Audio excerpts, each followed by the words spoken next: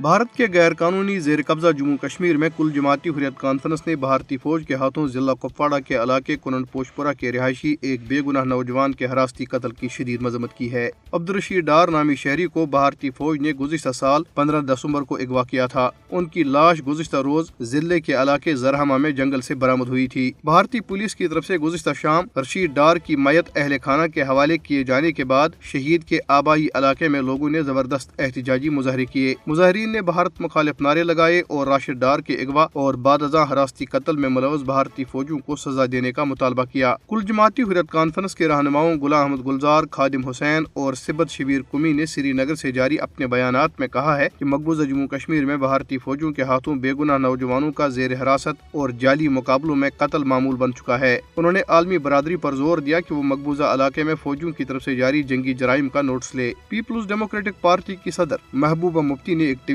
میں کہا ہے کہ وہ عبدالرشید کی مسخ شدہ لاش دیکھ کر انتہائی رنجیدہ ہوئی۔ انہوں نے کہا کہ احتساب کی عدم موجودگی کی وجہ سے 2019 کے بعد ایسے واقعات معمول بن چکے ہیں۔ بدنام زمانہ بھارتی تحقیقاتی ادارے نیشنل انویسٹیگیشن ایجنسی نے سری نگر کے علاقے نوہٹا میں ممتاز آزادی پسند رہنما مشتاق احمد زرگر کے آبائی گھر کو ضبط کر لیا۔ مشتاق زرگر جموں کشمیر کے عوام کے حق خود ارادیت کے لیے گزشتہ کئی برس سے بھرپور آواز اٹھا رہے ہیں۔ ڈیموکریٹک فریڈم پارٹی نے سری نگر میں اپنے ایک بیان میں پارٹی چیئرمین شبیر احمد شاہ اور دیگر حریت رہنماؤں کی مقبوضہ جموں کشمیر اور بھارت کی مختلف جیلوں میں مسلسل غیر قانونی نظر بندی پر شدید تشویش کا اظہار کیا ہے۔ بیان میں کہا گیا ہے کہ نریندر مودی کی زیر قیادت فسطائی بھارتی حکومت کی طرف سے جاری سیاسی انتقام، تشدد اور دیگر وحشیانہ حربے جدوجہد آزادی جاری رکھنے کے کشمیریوں کے عزم کو دبا نہیں سکتے۔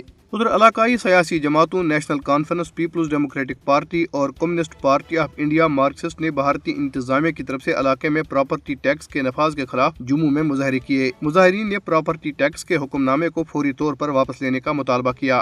دہلی میں قائم فارن کارسپونڈنٹ کلب نے اپنے سرویز میں ان ہتھ کنڈوں کے بارے میں بتایا ہے جو نریندر مودی کی زیر قیادت فسطائی بھارتی حکومت ملک میں غیر ملکی پریس کو خاموش کرانے کے لیے استعمال کر رہی ہے۔ سال 2020، 2021 اور 2022 میں کیے گئے 3 سرویز کے نتائج سے یہ بات سامنے آئی ہے کہ غیر ملکی نامہ نگاروں کو 2019 سے بھارت میں آزادانہ رپورٹ سے روکنے کے لیے ویزا کی فراہمی میں ٹال مٹول، سفری اجازت نامے سے انکار، حتیٰ کہ جسمانی طور پر نقصان پہنچانے اور ملک بدری کی دھمکیوں کے ذریعے ہراساں کیا جا رہا ہے۔ سروے کے مطابق اگست 2019 کے بعد سے تقریباً باہر کے ایک بھی صحافی کو بھارت کے غیر قانونی زیر قبضہ جموں کشمیر جانے اور وہاں آزادانہ طور پر رپورٹنگ کرنے کی اجازت نہیں دی گئی۔